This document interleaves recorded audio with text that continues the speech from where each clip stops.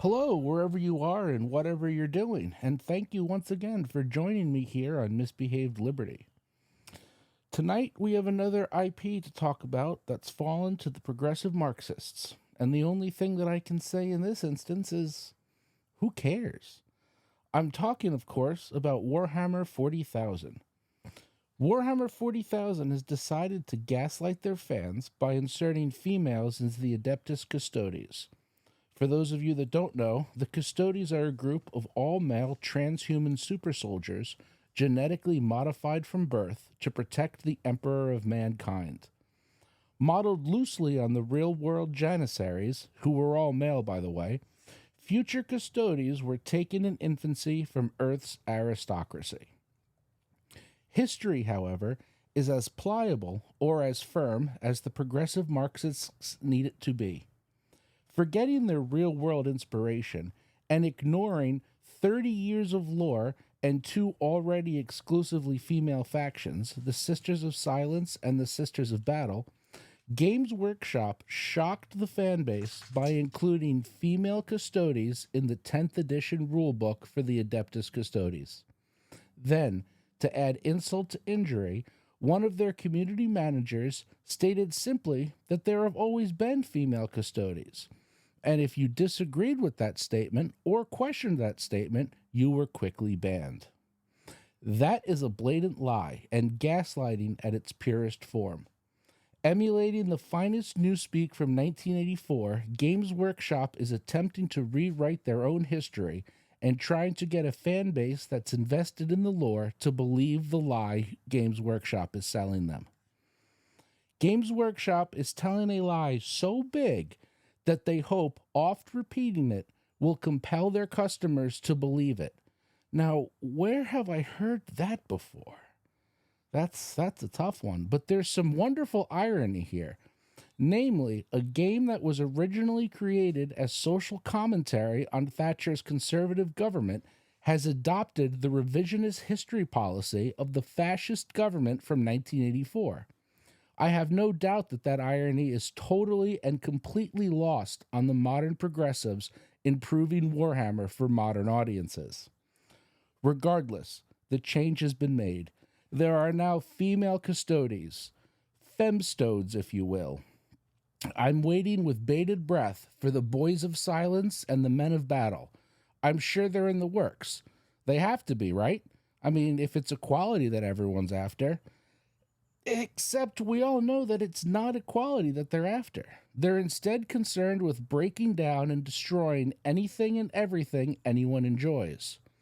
Camus was correct in identifying Marxism as a nihilistic movement concerned with the destruction of everything that came before it.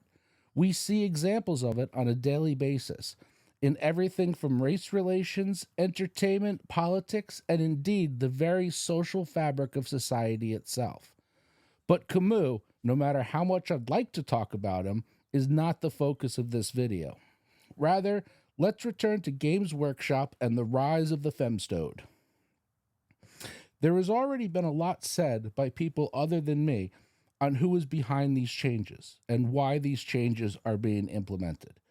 From BlackRock DEI requirements to Amazon forcing them to check boxes for their ESG score, there's no shortage of theories and rumors trying to assign blame. Ultimately, the blame for this needs to fall firmly on Games Workshop. It's their lore, it's their IP, and they're the ones that made the change. Sure, they may have been forced into that change, but so what? They were the ones who took that sweet, sweet ESG investments from Vanguard and BlackRock. They were the ones who signed on with Amazon to produce a series. Games Workshop is ultimately at fault. And that's really why none of this matters. Because Games Workshop doesn't matter. They're terrible stewards of the hobby. They sell overpriced plastic soldier kits for use in overly complex and convoluted rule sets that suck all the fun out of the game unless you have the time and the desire to play at a competitive level. Let's be honest, Games Workshop sucks, and they have sucked for years. That's why Femstodes don't matter, because Games Workshop doesn't matter. It's your hobby, not theirs. You like your narrative games with friends? No one said anything about you having to use lore you don't like. No one said you even have to use their rules. I've found one-page rules make for a faster, more exciting game than anything 10th edition 40K offers. Between formations, stratagems, special rules, army-specific rules, crusade rules, tournament rules, enough already, enough. It's supposed to be a fun game.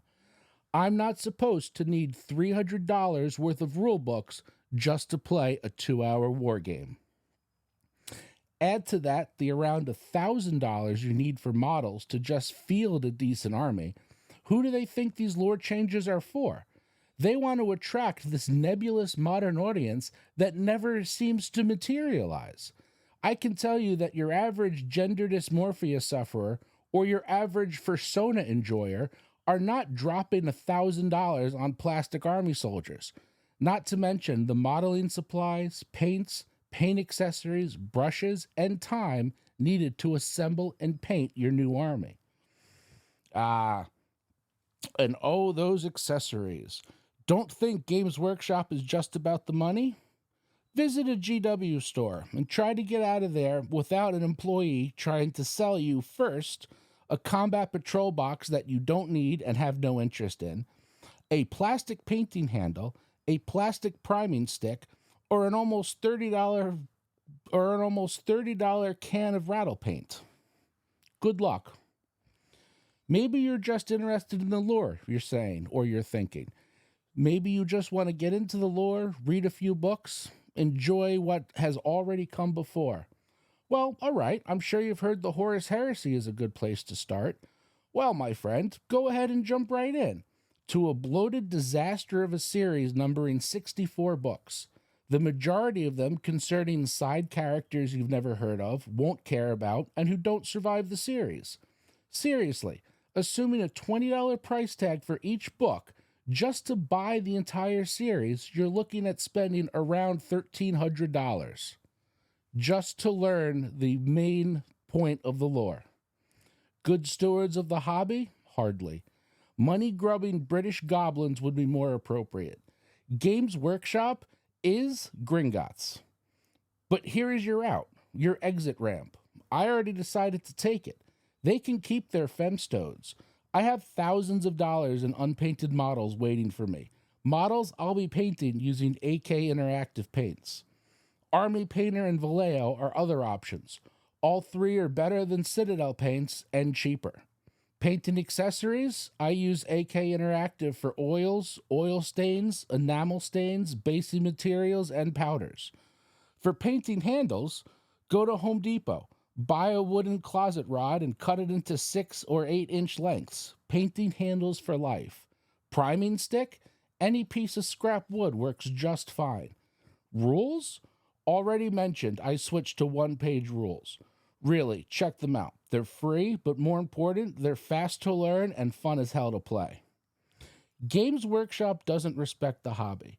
They don't respect the hobbyist, and they sure as hell don't respect their own lore. So let them have it. It's your hobby. Unlike other media, you already own the models. You already know or can easily find the lore for free. There's dozens of good lore channels on YouTube. Off the top of my head, I'd recommend you check out Archcast, Lucian, and Voldemort. Gatekeep the hell out of your gaming group. Don't let Nurgle's rot infect your group. Yes, you want to be open and welcoming, but that doesn't mean you need to invite in your own destruction. But wait, I hear you saying, you haven't said anything about new models. What do we do after our gray piles of potential are completed? Well, to that, all I have to say is 3D printer go brr. Thanks for listening, guys. If you enjoyed this, drop a like, subscribe, and for more, and don't forget to leave a comment. Until next time, stay ungovernable and misbehave.